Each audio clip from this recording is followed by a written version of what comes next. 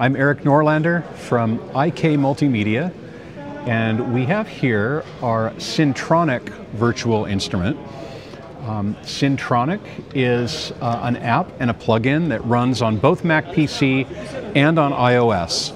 And in fact, today we've just announced the Syntronik Deluxe update for iOS.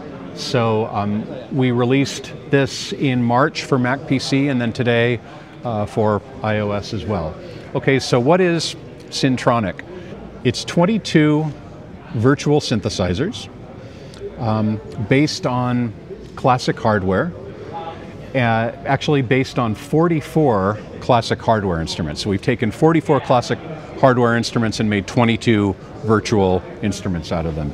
So we have the 99 based on the Yamaha SY99 FM synth, the Blau based on the PPG Wave 2.2 and 2.3, the Bully based on the Moog Taurus pedals, DCOX based on the Roland JX3P, JX8P, JX10, and MKS70, the Galaxy based on the Alesis Andromeda, of course. Have to have that one.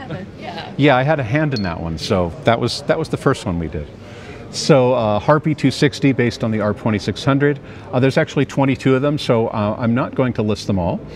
But we released Syntronik in the middle of 2017. Then in March of this year, we added 5 more virtual synths to it, starting with the MPoly, which is based on the Korg MonoPoly and the Korg Polysix. And in Syntronik, each virtual synth has its own GUI that kind of mimics the original hardware. Then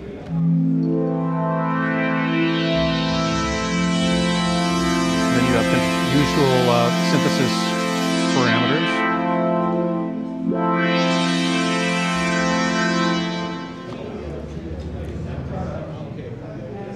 See? The second one is the Memory V, based on the famous Moog Memorymoog, gigantic 18 oscillator analog polysynth. Let's see, where's that one that I always like to use? There's about let's see, 2,500 presets in Syntronik, and the way that you actually navigate those is you can filter by different types. You can choose only the Memory V to see in the list, and then you can say, okay, look, I only want to have pad sounds in this list. Okay, oh, here it is, dark PWM pad. And then I load that. Then we have a GUI that looks like the classic Memorymoog.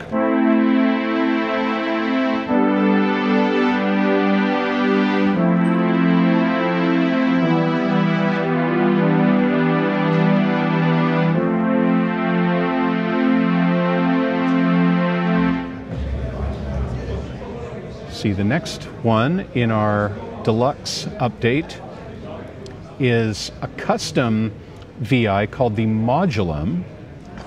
The Modulum is a drum synthesizer, and it's based on a combination of 3 hardware synths. My Modular Moog system from 1967, my EMS VCS3 from 1969, and of course the Alesis Andromeda from, when did that come out? 2001 or 2002, somewhere around there. We patched them all together and made modular synth drums. And then they're mapped to the general MIDI standard. So,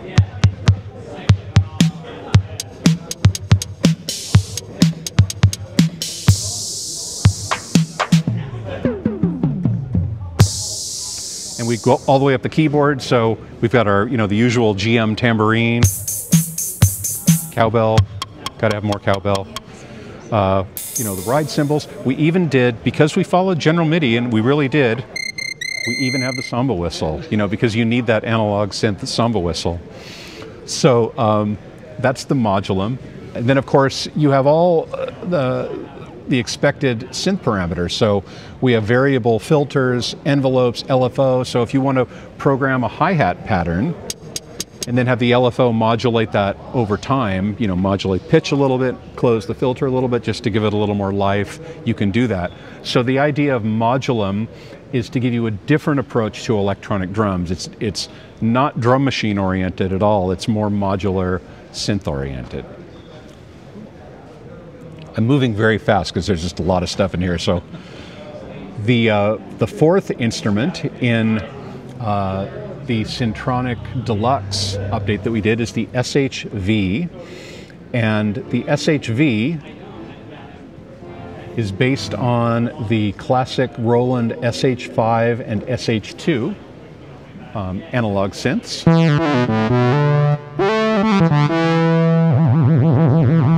And of course the SH5 and SH2 were monosynths, but because this is a computer and it's a virtual instrument, we can make it poly if we want. And every instrument in Syntronik has the 4 different keyboard modes. So you have poly mode, mono mode, which just repeats the same envelope, and then 2 legato modes. See, the last one, maybe my favorite, I don't know, I like them all, but is the VCF3. And the VCF3 is based on the famous EMS VCS3. Here's a good one. Let's use this one. So we had to be very clever in figuring out how to approach the VCS3 for a modern virtual instrument. But all of the Syntronik synths use a combination of sampling and modeling. So we have sampled oscillators, but modeled filters. But then even our oscillator sampling, we're using some pretty sophisticated proprietary techniques in how we sample. In addition to that, we came up with an algorithm that we call the drift algorithm that modulates everything from pitch, phase, and timbre of the samples to simulate actual analog oscillators. So we do the usual thing where we sample every note, we do multiple round robins of every note, but that still isn't quite enough variation to make it feel like a real analog synth. So then we came up with the drift algorithm to like modulate that further. And then on the VCS3, there are a lot of classic sound effects.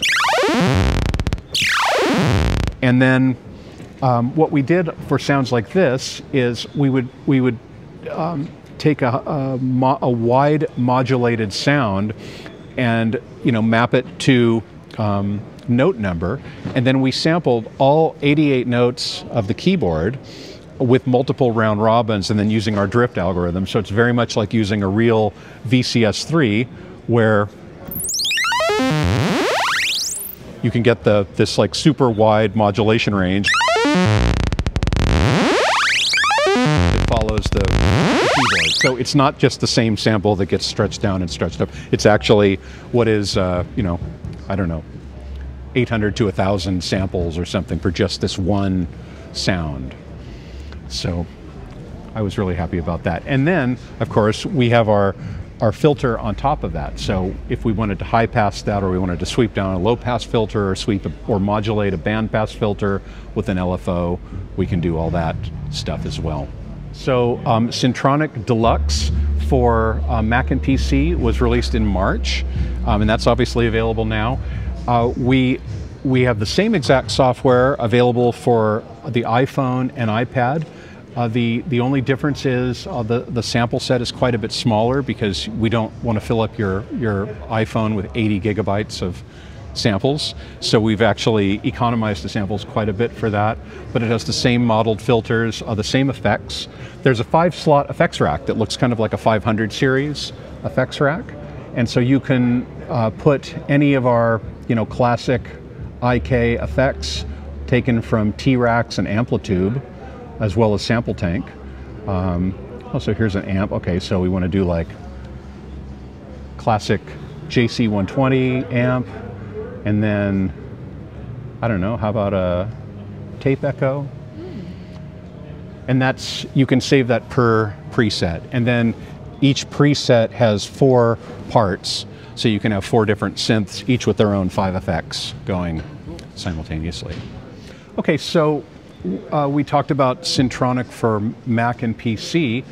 we've just ported Syntronik Deluxe to iOS as well. So now you can have the same sounds, the same filters, the same effects as the Mac PC version on your mobile device. So both iPad and iPhone. Here's the Memory V that we talked about, based on the Moog Memorymoog. Has the same browser as the desktop version. So you have all 22 of your virtual instruments here in the left column. And by the way, these are all from my own synth collection that I've sampled over the last 10 to 15 years. And I've developed some really arcane workflows for how to sample a classic synth in a way that you can play it back from a virtual instrument and it won't sound like a sample. We mentioned the drift algorithm. That's one of the things where we're modulating everything from pitch and phase to sample start for every note you play. So even though we've recorded countless round robins for every single note of the keyboard, that still isn't quite enough to make it feel like a real analog synth. So we came up with this drift algorithm to take that even further. So that's also available on the iPad. So I mentioned all 22 virtual instruments that are based on 44 hardware instruments. Well, let's just start at random somewhere. The Noir is based on the Multi-Moog, the Micro-Moog, and the Moog Rogue. And each one has its own GUI, so it is very reminiscent of the hardware. The engine is exactly the same. The difference between the Mac PC version and the mobile version is the sample set is quite a bit smaller for the mobile version. It's about 80 gigabytes for Mac and PC, and we can't really ask you to put 80 gigabytes on your iPhone. So we've economized things quite a bit, and in a really creative way. So unless you were to closely A/B, I don't think it would be obvious to you right away which version of Syntronik you were listening to. The synth engine is identical. Our modeled filters are the same. We've modeled 5 classic synth filters. Let's see, the M type, which is based on the famous Bob Moog transistor ladder filter. The R type, which is based on the Roland chip that's in the Jupiter 8 and the Juno 60. The C type, which is based on the Curtis chip that's in the OBXA and the Prophet 5 and so many other, the PPG 2.3, so many other famous synths. The O type, which is based on the Oberheim SEM. And we have an instrument called the SAM, actually, that's, let's just load that up because it's kind of cool looking. There we go. So there's our O type in the SAM interface. All of our filters are available for every synth. So if you want to have an Oberheim SEM sound with a Moog filter, you can do that. And then of course adjustable slope and mode and all of that. Then there are some modern filters. We have a phaser filter that's like, well, it's 1 through 8 stages of a phase shifter, but it's sweepable like a filter. So if you want to control like the actual shape of the phase rather than just, a modulation that goes around like a stomp box, you can do that in Syntronik. You can also use an LFO to modulate it. So if you do want it to sound like a, a classic Mutron biphase effect or something like that, we can do that. There's a formant filter as well. And then there's the classic sample tank filter, which is a digital filter with adjustable slope and adjustable band, of course.